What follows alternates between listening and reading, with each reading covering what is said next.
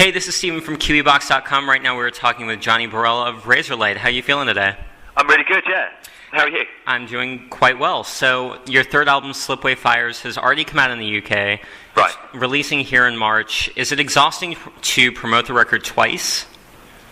No.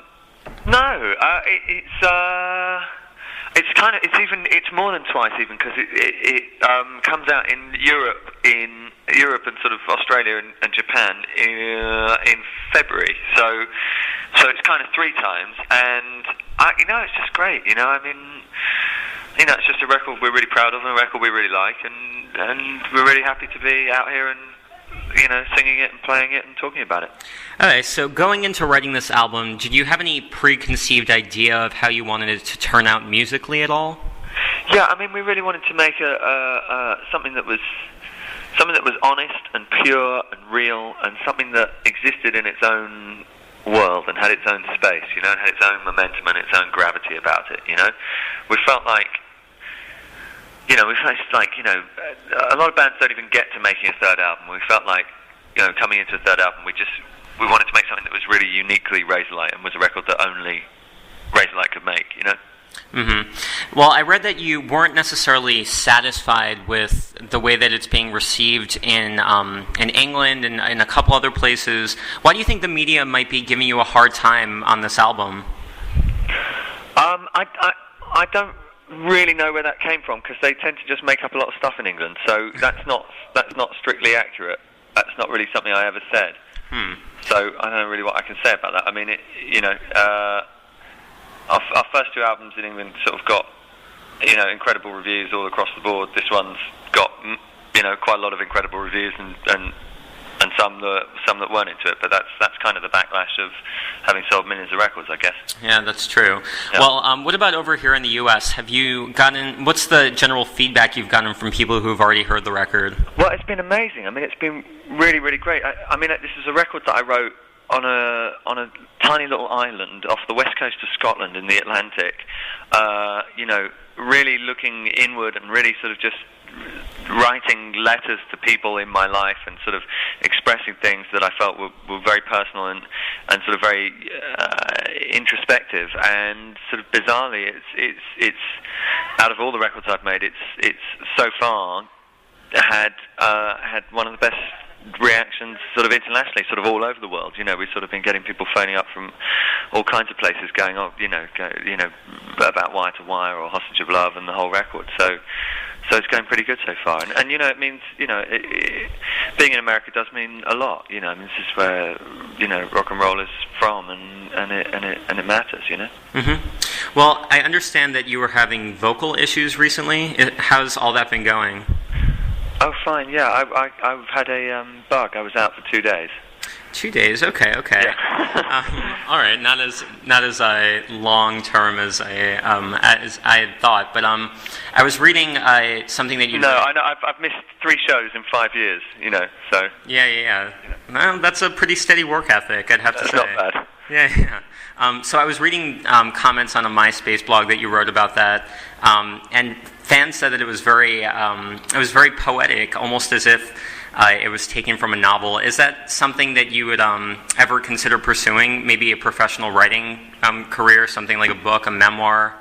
Well, I write all the time. I really like writing, and I think for a certain kind of person, then really, you can get very attached to words and very you develop quite a close relationship, and it's definitely part of the way that I interact with the world. And I'd never say never about anything, but I think I've got a bit more.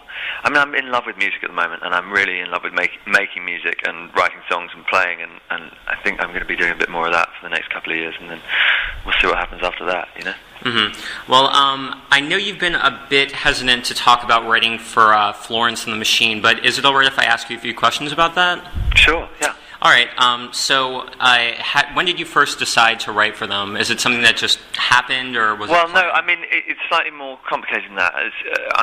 Really, Florence is a great singer and a great performer, and just somebody that I I sort of came to know, and we did some recording. This is about a year ago, and wrote some songs together, and sort of put a band together, and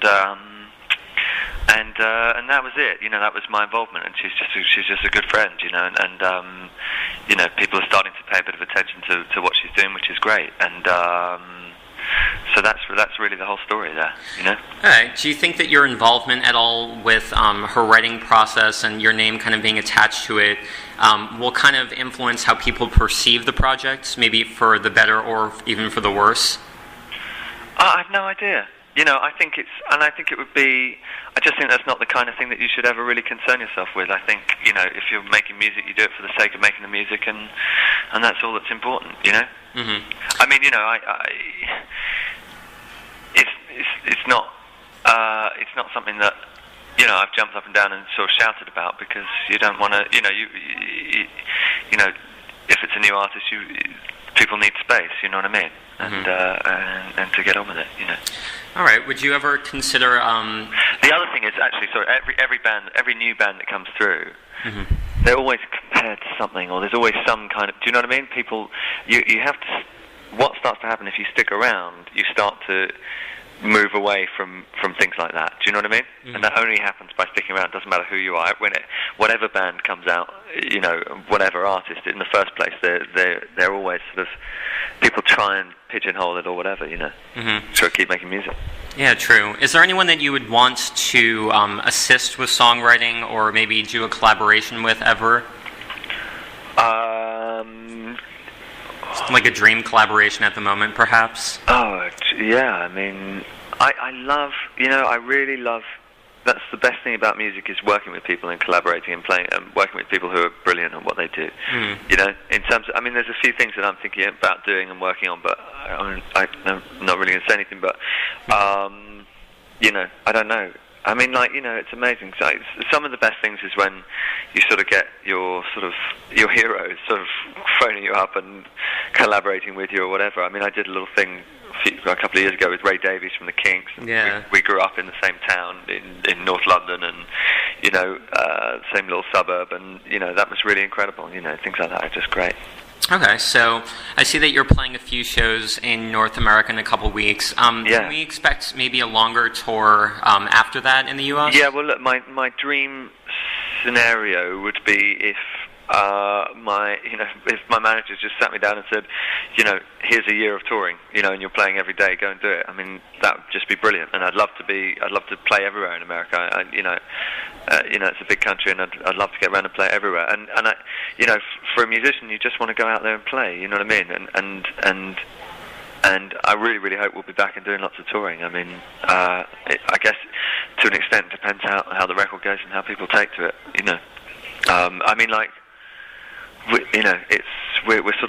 We're jumping around everywhere, all over the world at the moment. By the time we're back in New York, we will have done sort of 4 continents. We're in the next 3 weeks. So we're sort of everywhere. Yeah, definitely. Well, I think that is all the questions I've got for you today. Thank you very much for taking the time to talk. Thank you very much. All right, and have fun on the road. Cheers, man. All right, bye-bye. Bye. See you, bye.